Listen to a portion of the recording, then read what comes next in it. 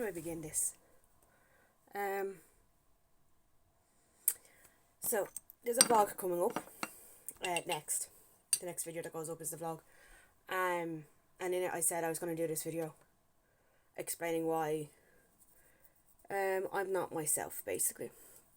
I was going to do a video over on the Instagram page, but I don't know, because I do have my dad on that, so I don't know what to do there. I might just do a quick video saying I'm taking a break. I need a break from social media again. There is a legit reason, which I'm going to explain now. I went back on my medication, my anxiety medication. I'm in my third week of it now. Today's Monday. I'm going into my third week as of tomorrow. So I am.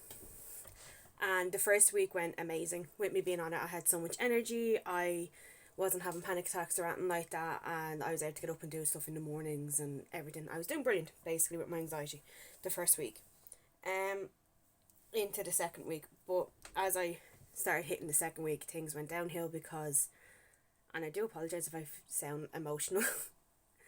Bear in mind everything's grand, but on the Monday, which was the 20th or the 23rd or something like that, 23rd of May, I was in work with the rabbits. Graham came down with me. He came down for about 4:30 with the rabbits, because I'd been promising the kids I would bring them in for them to see, and my supervisor loved the idea, so we set it up for the Monday.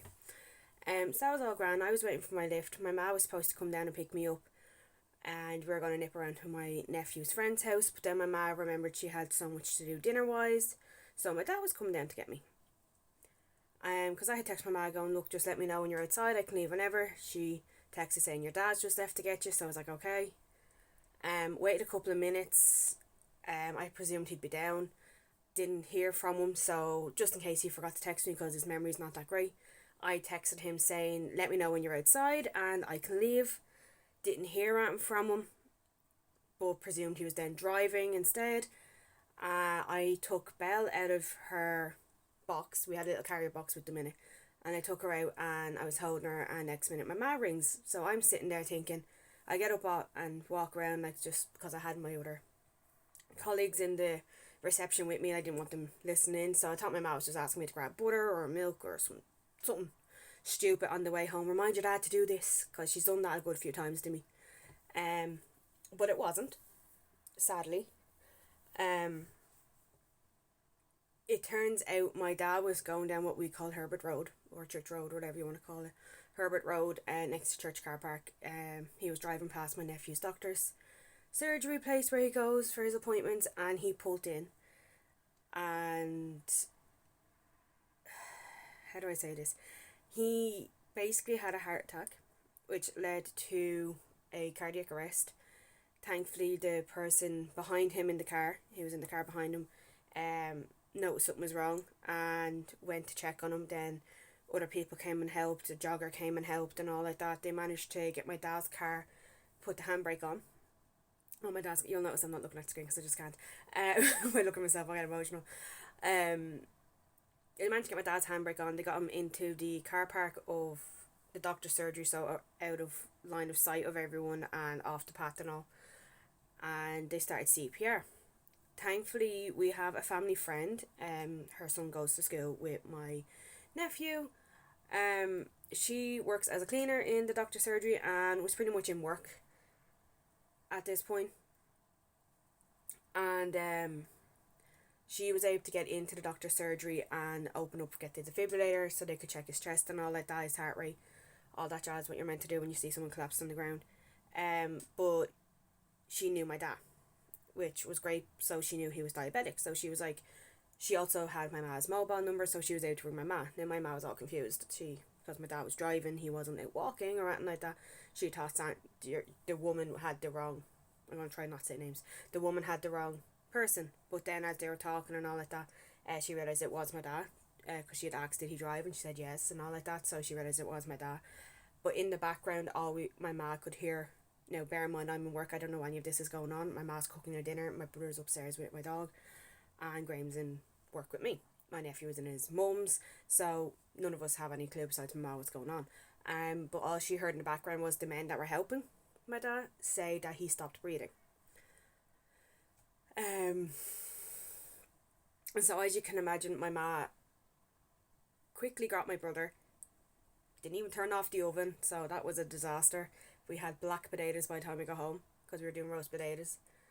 But she got down to the doctor's surgery and he apparently was grey. He had no life in him, but he was breathing.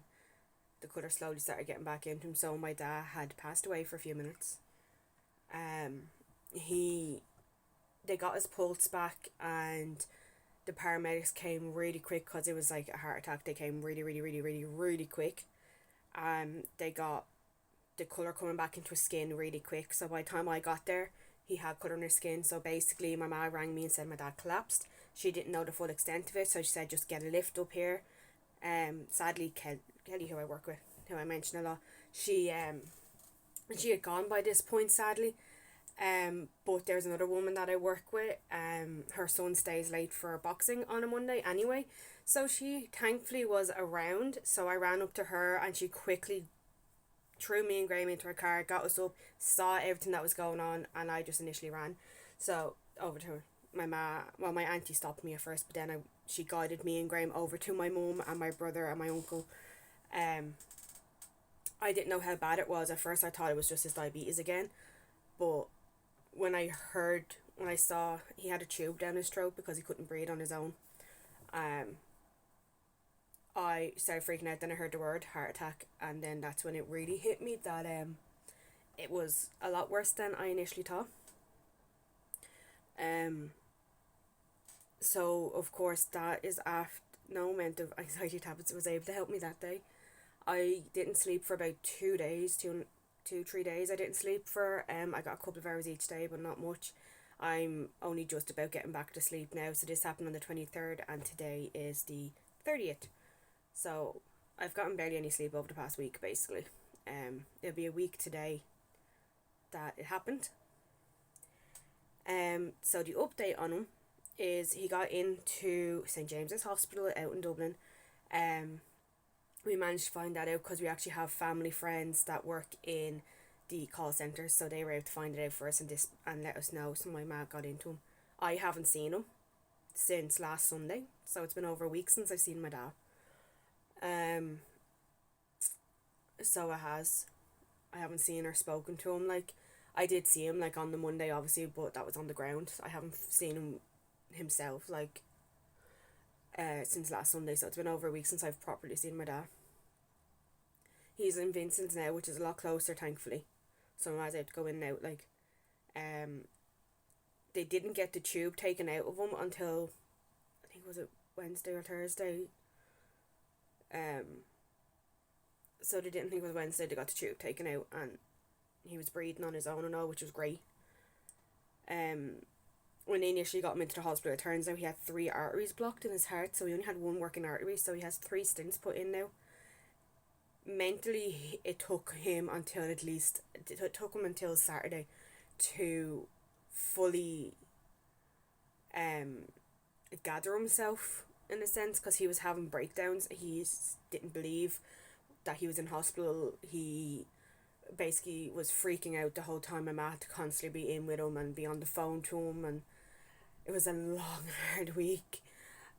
So it was like I was constantly checking my phone in case I missed something, in case my watch didn't register something coming through. My boss and all know that I'm gonna be like on my phone until my dad gets out or whatever for the next while, constantly checking it just in case. But we're nicknaming him the Miracle Man because the doctors in both James's and Vincent's don't understand how he's alive. They don't understand. The way I word it is, if you told me that a man nearly in his 60s was to have a heart attack which led to a cardiac arrest and had to get 3 stents put in his chest, and come this Saturday or come this Sunday, so a week basically in a hospital, was up sitting in a chair feeding himself, talking, and has no brain damage and is basically in there solely because his body has no energy in it, like he can't stand, and because his diabetes are all over the place and he has a chest infection. You told me that, I would look at you saying, what fairy tale story are you writing? Because the doctor said he shouldn't be alive. It was that bad, he should not be here. But he is. He is awake. I got to talk to him on Saturday.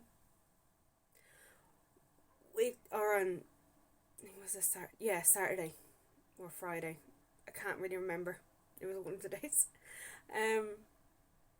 I got to talk to him.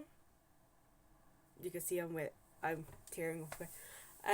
It was the first time I talked to him, and my ma had to make sure that he'd be alright. Talking to me, she checked with him. I didn't expect to talk to him. I just wanted to hear his voice. That's all I wanted. I just wanted to hear his voice. And my ma was like, "Do you want to talk to Sarah?" And she was like, "Are you sure you're not going to get upset? You're going to be okay?" And he was like, "Yeah." I got on the phone and I immediately turned into a 5-year-old girl again, talking to her daddy, because I always call him Da and Ma. That's my ma and Da's name to me, Ma, Da. Unless I'm kind of annoyed, then I call her Mother. Or I call him Deaf. So I do. Yeah. Um. Sorry, my master's home, so I'm gonna start wrapping this up. But I got to talk to him and immediately just went, "Hi, Daddy," straight off the bat on the phone, and I just broke down. But I kept strong for him because I didn't want him to be upset. So I made out that I was constantly working, which I was and I wasn't. I took the Tuesday off, and then I had the Thursday off for an appointment, so I was only in 3 days last week. But I was trying to keep busy, and I was like talking to him about my days and what we've been watching and what we were doing. And yeah, it was Saturday because we had been in Burger King that day. I was saying about being in Burger King because he was saying he was eating scrambled egg, and tried to have like a normal conversation that I would have with him at home or if I'm on holidays, down kind of conversations. Um, so I was, I got a bit upset afterwards because I hadn't talked to him, and it was just like shock to my system kind of thing. But it was nice hearing his voice and being able to talk to him and see what he looks like. My mom got a picture for me to see him, and I just can't wait to see him in person. So, social media wise, Instagram, I'm gone quiet. I won't be back on for a while. If videos go a bit scattered here or it's mostly Graham on here, just bear in mind, mentally, I'm not myself right now, and there's a lot going on in my house. So, yeah, there's the update for you. See you in the next video.